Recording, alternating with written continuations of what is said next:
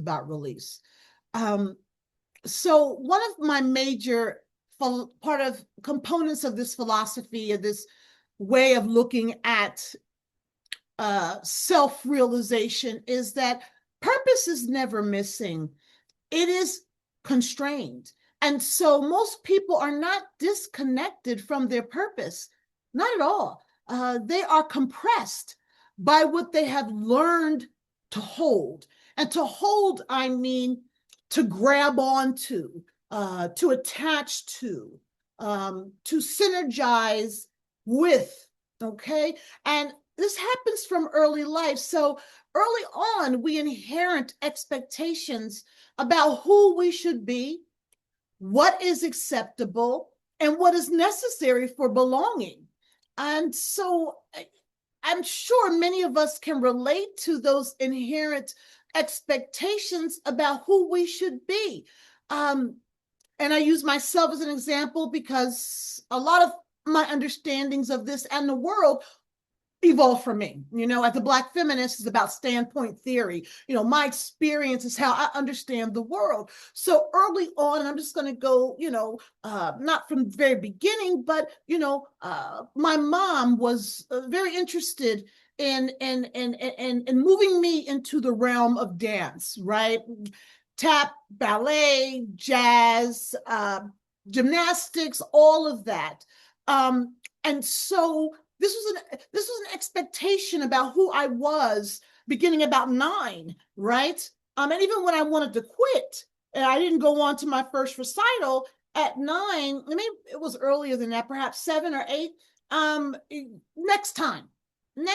And there was an expectation that I will continue. And I continued because I want to make my mom happy, right? It made her happy that I was doing dance.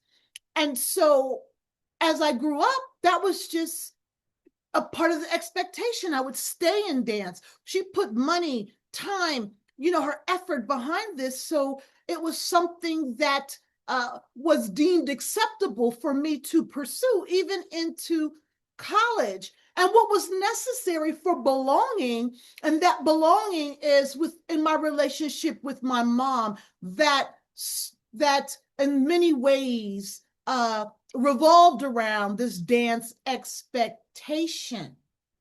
And that's what I thought I was for 25 years, okay?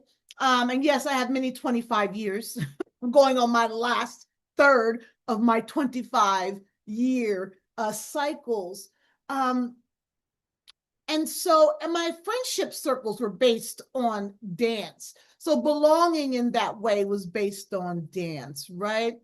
And so my purpose was tied to my mother's purpose for me. That was the expectation. Being fit, whenever I got overweight, it was a problem that she had to address. What I ate, who my friends were, it was all sort of constrained and controlled. The thing about it is, on the other side of that, I realized that purpose doesn't disappear under these conditions. And I mean purpose, my authentically driven journey. Because it wasn't just dance. As a matter of fact, I left dance after a while because all the sexism and the extra expectations that were placed on me that I just didn't feel free in. And so that did not suppress or diminish or eradicate my purpose. Those conditions didn't.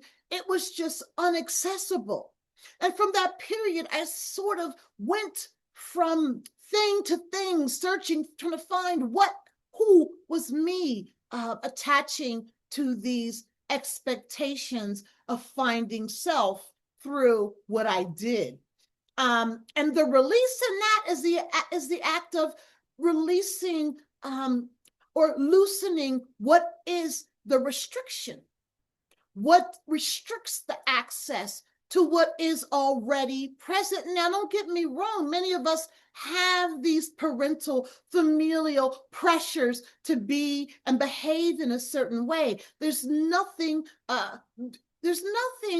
wrong with that.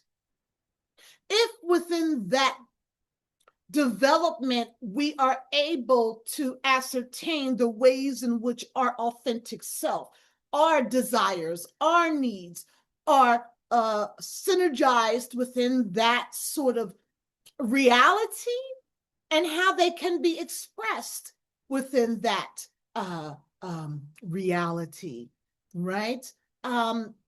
So purpose is there.